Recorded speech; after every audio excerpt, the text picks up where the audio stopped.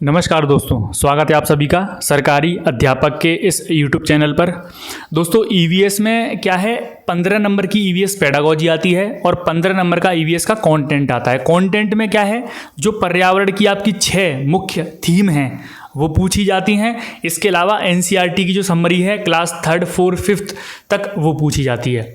ठीक है, तो उसी जो आपका थीम पूछी जाती है 6 थीम, उसमें मैंने परिवार को पहले डिस्कस कर चुका हूँ। आज की वीडियो में दूसरा टॉपिक है भोजन। तो भोजन से भी कई सारे प्रश्न बनते हैं, कंटेंट के फैक्ट वाइज भी प्रश्न बन सकते हैं। ठीक है, तो इससे क्या है, पेडागोजिकल क्वेश्चन कम बनते हैं। तो फैक्ट वाले जो भी प्रश्न बनते हैं, जो भी मुझे इंपॉर्टेंट लगा, वो सारी चीज़ें आज की इस वीडियो में डिस्कस करेंगे। पूरा डीप नहीं पढ़ेंगे किसी भी टॉपिक को, पूरा ऊपर ऊपर से समझते जाना, क्या चीज़ है, क्या चीज़ किस काम आती है, और उसको अपने ध्यान में रखना, दिमाग में रखना। ठीक है, तो चलिए शुरुआत करते हैं। सबसे पहले भोजन से शुरुआत करते हैं। भोजन में क्या है, भोजन क्या है, एक तरह का आहार है। कौन सा आहार है, जिससे हमारे शरीर का पालन पोषण होता है। ठीक है, तो ये 2-3 लाइनें मैंने ऐसे लिख दी हैं जिससे आपको और चीज़ें क्लियर हो जाएं। आहार की एक निश्चित मात्रा अगर आप लेते हो, आहार की एक निश्चित मात्रा अगर आप लेते हैं तो पूरे दिन में जो भी आप निश्चित मात्रा ग्रहण करते हैं उसको संतुलित आहार कहते हैं। क्या कहते हैं? संतुलित आहार। संतुलित आहार किसको कहते हैं कि आहार की एक निश्चित मात्रा जिसे कोई व्यक्ति पूरे दिन में ग्रहण करता है उसे हम संतुलित आहार कहते हैं। जितनी मुझे ज़रूरत है मैंने उतना ही ग्रहण कर लिया, ये क्या है, संतुलित आहार। प्राथमिक विद्यालयों में पके भोजन की, डायरेक्ट प्रश्न ये पूछा जाता है कि पके भोजन की व्यवस्था प्राथमिक विद्यालयों में कब से प्रारंभ हुई, तो आपको बताना है 1 सितंबर 2004। ठीक है, क्या है, 1 सितंबर 2004। ठीक है, आगे देख लेते हैं। भारत सरकार ने के द्वारा 15 अगस्त 1995 को पोषाहार योजना लागू की गई। पोषाहार योजना का पूछ ले तो 15 अगस्त 1995 में। ठीक है, अब जो हम भोजन ग्रहण करते हैं उसमें कई प्रकार के पोषक तत्व पाए जाते हैं। हम जो भी भोजन ग्रहण करते हैं उसमें बहुत सारी चीज़ें होती हैं। उसमें कार्बोहाइड्रेट भी होता है, उसमें प्रोटीन भी होता है, उसमें वसा भी होता है, उसमें विटामिन होते हैं, उसमें जल होता है, सारी चीज़ें होती हैं। तो इन्हीं सब चीज़ों के बारे में हम थोड़ा थोड़ा सा डिस्कस कर लेते हैं। यहीं से ज़्यादातर आपके प्रश्न एग्जाम में बनते हैं। ठीक है, सबसे पहले प्रोटीन के बारे में पढ़ लेते हैं। प्रोटीन क्या है, तो प्रोटीन क्या करता है, हमारे शरीर की ग्रोथ में सहायक है। ग्रोथ यानी कि वृद्धि और विकास में सहायक है प्रोटीन। और क्या करता है, हार्मोन्स का निर्माण करता है। क्षतिपूर्ति के लिए आवश्यकता है, कोई चोट लग जाती है, कोई क्षति हो जाती है हमारे शरीर को, तो उसकी पूर्ति करता है प्रोटीन। प्रोटीन शब्द का सबसे पहले प्रयोग किया था जे बर्जेलियस ने। फैक्ट वाला क्वेश्चन है। अब प्रोटीन शब्द आया है तो इसके नाम भी बता देता हूँ मैं कि किसने यूज़ किया था वो भी। ठीक है, तो कुछ भी प्रश्न पूछा जा सकता है एग्जाम में। तो प्रोटीन का निर्माण क्या होता है, अमीनो अम्ल यानी कि अमीनो एसिड से होता है, और 20 अमीनो अम्ल मिलकर एक प्रोटीन का निर्माण करते हैं। ये बात आप याद रखिएगा, ये इंपॉर्टेंट है। आपके यूपी टेट हो चाहे सी टेट हो चाहे कोई सा भी टेट हो, कोई भी एग्जाम आप दे रहे हैं तो ये प्रश्न पूछा जा सकता है। प्रोटीन किससे मिलकर बनता है, 20 अमीनो एसिड से। मानव शरीर का जो 20% भाग है वो क्या है, प्रोटीन का बना हुआ है। क्या है, प्रोटीन का बना हुआ है। चलिए आगे बढ़ते हैं। कार्बोहाइड्रेट्स के बारे में पढ़ लेते हैं। तो 2 तत्व होते हैं, श्वेतसार और शर्करा। कार्बोहाइड्रेट किससे मिलकर बनता है, श्वेतसार और शर्करा। शरीर में ईंधन का कार्य करता है, यानी कि शरीर चलता किसकी वजह से है, कार्बोहाइड्रेट की वजह से। प्राकृतिक वनस्पतियों से प्राप्त होता है, जैसे स्टार्च। शर्करा पौधों, जो पौधे के विभिन्न अंग हैं उनमें पाया जाता है, जैसे जड़ में, तने में, पत्ती, फूल आदि, इनमें रहता है ये। ठीक है, प्रमुख कार्य क्या है इसका, ऊर्जा प्रदान करना, कैल्शियम के निर्माण में सहायक, और कोशिकाओं को निर्माण करना। ठीक है, हमारे शरीर में जो सेल होते हैं उनके निर्माण में सहायक है ये। कैल्शियम के निर्माण में सहायक है और हमारे शरीर को ऊर्जा प्रदान करता है। तो इसका स्क्रीनशॉट ले लीजिए आराम से। ठीक है, आगे बढ़ते हैं। अब कुछ इंपॉर्टेंट, कुछ जनरल चीज़ें मैं आपको बताता हूँ, जैसे एनर्जी गिविंग फूड, यानी कि कौन कौन से जो फूड हैं जो हमें एनर्जी देते हैं, हमें ऊर्जा प्रदान करते हैं। जैसे कार्बोहाइड्रेट और फैट, ये 2 ऐसे पोषक तत्व हैं जो हमें ऊर्जा प्रदान करते हैं। अब कार्बोहाइड्रेट कहाँ से मिलता है सबसे ज़्यादा, राइस, व्हीट, मेज़, मक्का, शुगर, पोटैटोज़ यानी कि आलू, इनमें सबसे ज़्यादा कार्बोहाइड्रेट मिलता है। फैट यानी कि वसा कहाँ कहाँ पर मिलता है, सबसे ज़्यादा घी में मिलता है, चिकन में मिलता है, नट में, ऑयल में और बटर में। ठीक है, तो ये इसके एग्जाम्पल हैं, इनको आप याद रखिएगा, कैसे भी प्रश्न पूछा जा सकता है। बॉडी बिल्डिंग फूड यानी कि हमारे शरीर की वृद्धि विकास में जो सहायक हैं वो। तो प्रोटीन के बारे में बोला गया है, वही हमने अभी पहले लाइन में पढ़ा कि प्रोटीन क्या करता है, वृद्धि और विकास में सहायक है। तो वही ये लाइन इसमें बोली गई है। प्रोटीन सबसे ज़्यादा मिलता है अंडे में, मिल्क में, पल्सेस यानी कि दाल में, नट्स में और फिश यानी कि मछली में। ठीक है, याद रखिएगा।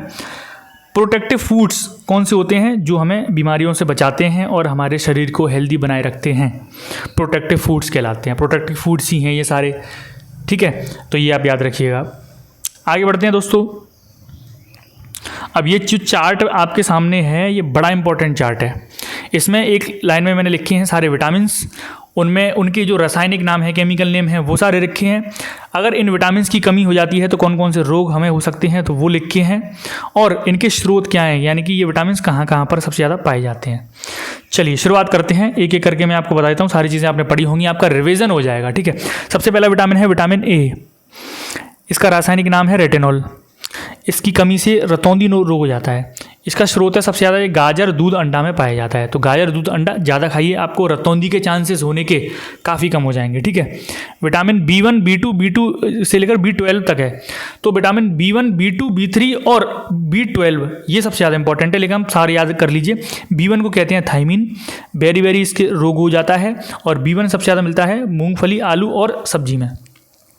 विटामिन B2 राइबोफ्लाविन, त्वचा का फटना और आँख के रोग है वो विटामिन B2 की कमी से हो जाते हैं। ये दूध, अंडा, सब्जी में पाई जाती है। विटामिन B3 नियासिन, इसका नाम है नियासिन। इसकी कमी से कम बुद्धि और बाल सफ़ेद होना आदि हो जाते हैं। दूध, अंडा, टमाटर, मांस आप खाइए, आपको आपके बाल सफ़ेद नहीं होंगे और आपकी बुद्धि पर कोई फ़र्क नहीं पड़ेगा। ठीक है, विटामिन B5 पेंटोथेनिक, मानसिक विकार, जो मस्तिष्क से होने वाले विकार हैं वो हो जाते हैं। मांस और सबसे ज़्यादा आलू में ये पाई जाती है। विटामिन B6 पायरिडॉक्सिन, इसकी कमी से एनीमिया रोग हो जाता है। दूध, मांस और सब्जी में ये पाई जाती है। विटामिन B7 बायोटिन, इसकी कमी से लकवा हो जाता है और दूध, अंडा में ये पाई जाती है। तो दूध, अंडा सबसे ज़्यादा आप खाइए। ठीक है, विटामिन B9 फॉलिक एसिड, खून का न बनना, तो इसकी कमी से खून नहीं बनता है, ये एक समस्या है। अंकुरित अनाज, दलिया, मटर, मूंगफली, इसमें पाई जाती है ये। विटामिन B12 साइनोकोबाल्मिन, इसकी कमी से एनीमिया रोग हो जाता है और मांस, दूध में ये पाई जाती है। विटामिन C का नाम है एस्कॉर्बिक अम्ल यानी कि एस्कॉर्बिक एसिड। स्कर्वी रोग इससे हो जाता है। आंवला, नींबू, संतरा में ये पाई जाती है। विटामिन D कैल्सीफेरॉल, इसकी कमी से रिकेट्स रोग हो जाता है, और रिकेट्स का एक और नाम है ऑस्टोमलेशिया। इस तरह से भी पूछा जा सकता है कि विटामिन D की कमी से होने वाला रोग कौन सा है, तो सारे रोग उसमें होंगे, लकवा, एनीमिया, स्कर्वी, ऑस्टोमलेशिया। तो आपको ऑस्टोमलेशिया लगाना है। ठीक है, याद रखना है। सूर्य का प्रकाश में ये पाई जाती है और दूध में। विटामिन